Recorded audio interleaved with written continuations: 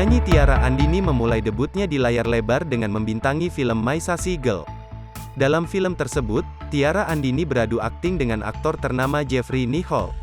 Ada kisah menarik dari proses pembuatan film My Sassy Girl yang dibintangi Tiara Andini dan Jeffrey Nicole. Tiara mengaku gugup, karena ini merupakan pengalaman pertamanya berakting. Terlebih, kekasih Alsat Ahmad ini dipasangkan dengan Jeffrey Nicole. Saking gugupnya Tiara Andini sampai harus bola-balik ke kamar mandi. Iya, bola-balik ke toilet, bener banget lagi, ungkap Tiara, dikutip dari YouTube Luna Maya, Selasa tanggal 14 Juni tahun 2022.